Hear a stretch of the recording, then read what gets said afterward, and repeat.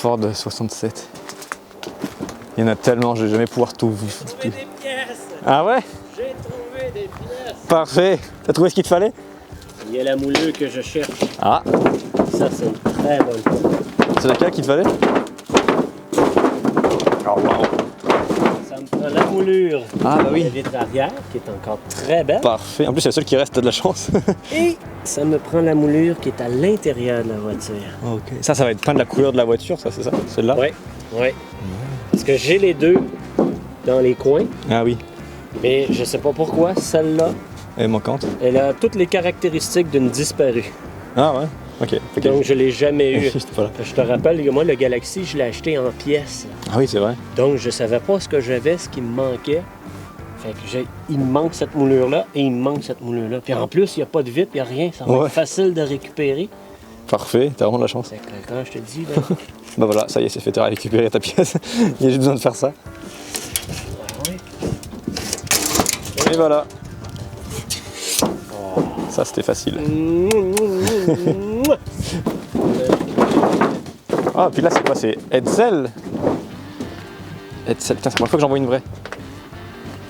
Ça, le petit moment d'histoire, Edsel, c'est le nom du fils de Henry Ford. Et donc, quelques années plus tard, ils ont créé donc cette marque, la Edsel, avec cette calandre typique en forme de collier pour cheval. Je sais plus comment ils appellent ça.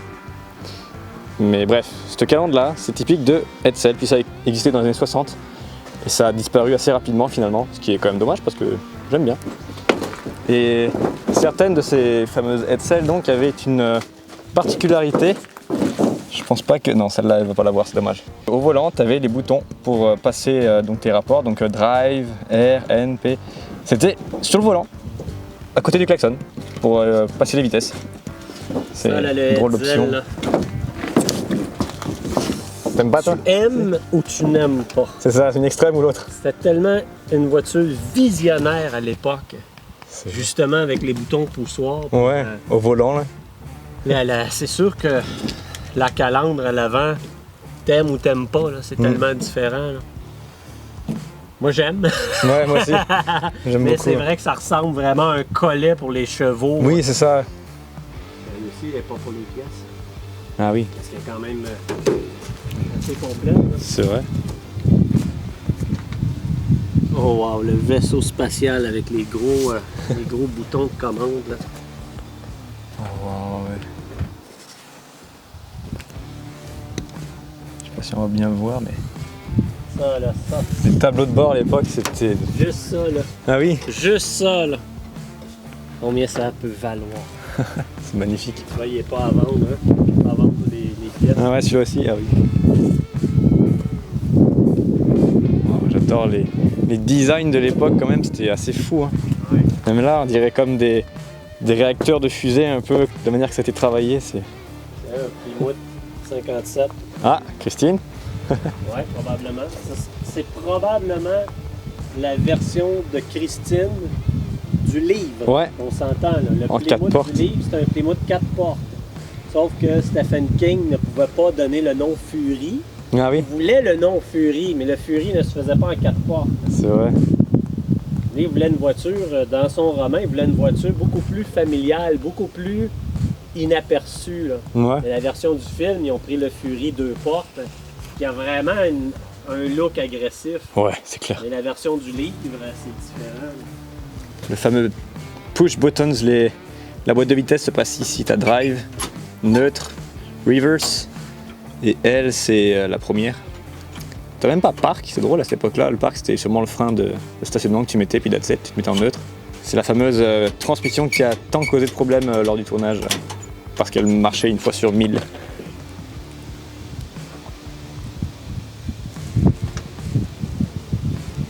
Tu sais, quand tu dis qu'une compagnie prend les idées de l'autre, là, Ouais, regarde la position des poignées ça me pense à quelque chose ça. dans mon Galaxy 64 Ça Ford. même. Alors que là, on est dans DeSoto 60. C'est sensiblement DeSoto, la ouais. même forme que dans le Ford de 1960. Regarde la console. On a peut-être trouvé la réponse de nos étoiles, là, nos capes de roue. Ah ouais? Regarde les boutons. Ah oui! Ça ressemble beaucoup à nos capes de roue. On se demandait DeSoto, tantôt, c'est peut-être DeSoto finalement, notre étoile. Tu as vu le nombre de boutons poussoirs? Oui! Encore une fois, la boîte de vitesse elle est ici. Drive, neutre, marche arrière, 1, 2. Là-bas c'est quoi? C'est la radio dans le chauffage? Ah c'est fou! Avec le rétroviseur au centre, j'adore les designs de cette époque, c'est malade. C'est vrai que DeSoto c'est une marque à laquelle on pense pas souvent parce qu'elle n'a pas existé très longtemps en fait. Ouais. Dans les années 60, puis après elle a arrêté, c'est ça? Elle a été rachetée par Chrysler. Ouais. Puis après, pouf, disparu, c'est dommage. Check la forme qui part de là. Le travail du métal, là. Oh là là, et ça part en... Ouais, c'est vraiment contendant ça. Ouais. Tu recules dans quelqu'un, tu l'assassines. Ouais. C'est intense. Waouh. Ah, les designs étaient tellement travaillés à l'époque, mais c'est malade. Peut-être 62. Ça ressemblait à ça. Selon ce que tu dis, là, pour les années, là. Ah oui, c'est ça, sûrement 62. New Yorker, ah oui, c'est ça. Waouh. Même le design, c'est super beau comme il a été fait, le design du logo. Encore une fois, on voit que c'est très souvent que les voitures sont réparées de la même manière. Une plaque en tôle avec dérivés qui est comme juste posée par-dessus la carrosserie, puis après ils repeignent dessus, ils font tout leur bazar et puis hop là. Sauf que le problème c'est que ça n'empêche pas la voiture de rouiller. La rouille continue de s'expandre en dessous ta tôle que tu viens de placer. Puis au final, bah, là où tu as mis tes rivets, ça finit par carrément péter. Oh, un joli papillon! Oh, bah merde, il s'est envolé. Donc finalement, c'est une réparation qui dure pas longtemps et qui finit par finalement le même état que ta voiture, c'est-à-dire comme celle-ci. Un taco, check ça! J'avais jamais vu un véhicule aussi vieux que ça avec des roues en bois. Oh là là! Qu'est-ce que c'était comme voiture ça? C'est une Willys Knight. Jamais entendu parler de cette marque. Les bandes de fond, on dirait que c'est des courroies. Ah ouais? Ah oui. Ça ne doit pas être très très efficace. Ouais, non, je pense que tu prévoyais de l'avance quand tu freinais. Et là, je te dirais qu'on a fait le tiers. Oh waouh! On a fait le tiers de la cour. Est-ce que c'est solide ça? Si tu veux filmer, là. Je vais essayer de pas mourir. J'ai l'impression de ce qu'on a vu en entrant, Ah oui, de la section à venir qui est l'équivalent. on vient de là-bas et on s'en va. Wouh! Tout là-bas derrière la colline. Et au bout, on va monter une colline, puis encore l'équivalent. Oh waouh, de ce qu'on vient de faire là? Ouais. Oh my god, mais en fait, il faut prévoir au moins une semaine pour vraiment voir oui, toutes oui, les voitures qu'il y a là. On passe de voitures avec d'immenses gabarits bien américaines à ça. Ça, c'est quoi? Innocenti? Une Mini? mini, ouais, c'est mon genre. Là. Regarde la taille des roues. C'est quoi? C'est des roues de trottinette. C'est du 10 pouces, non? C'est quoi? Ouais, si, c'est du 10 en plus. Je dis ça pour rigoler, mais c'est vraiment du 10, bordel. Non, mais même mon vélo, il y a des roues plus gros que ça, quoi, c'est fou. Sont toutes là, les décorations de garage. Ah, waouh, ah oui. Ça vend de Oldsmobile, ça? Tu vois, l'autre, les moutes. Ah, waouh. Un beau devant. T'en as Bah un tiens, autre check, ici. c'est le même que t'as, toi, le Chrysler ici. Ouais, c'est exactement C'est ça. vraiment que j'ai ça. acheté. Ouais, il y en a un autre beau ici. Ah Écoute, ouais. Ils sont tous là. Là, il y a un T-Bird ici. Ça, une Fury Sport. Ah, c'est même marqué dessus en plus. Fury Sport.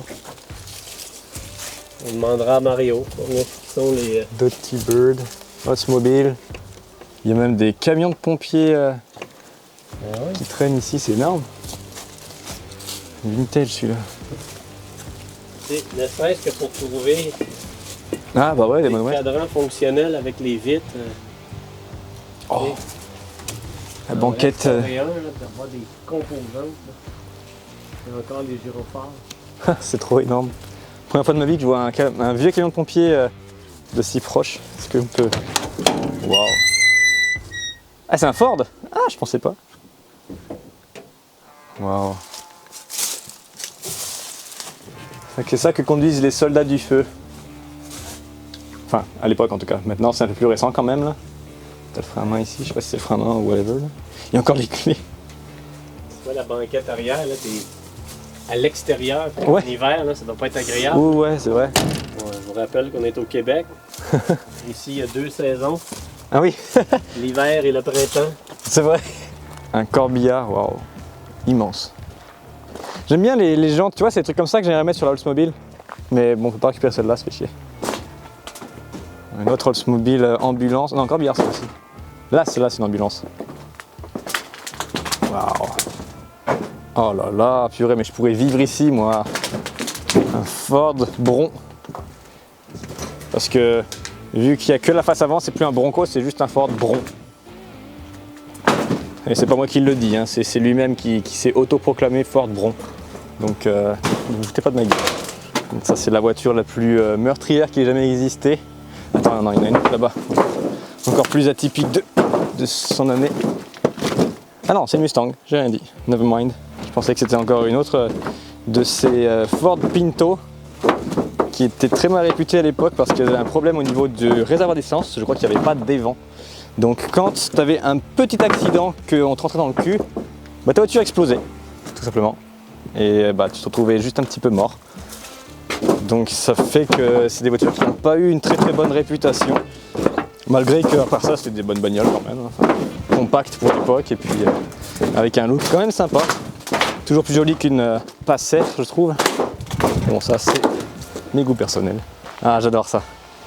Alors ça c'est soit une Ford Maverick soit une Mercury Comet.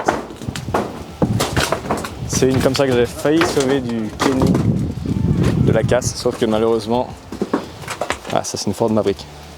Malheureusement je me suis pris trop tard et puis elle est partie à casse quand même. Bien triste. J'aime bien.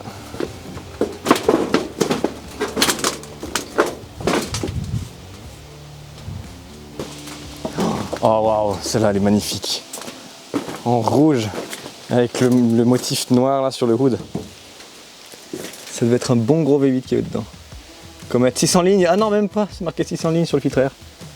Oh la déception. Tout dans le paraître, mais avec des freins tambour en avant. Donc niveau sécuritaire, c'est vraiment pas ce qu'ils faisaient de mieux à l'époque. Ah, il n'y a plus rien à l'intérieur.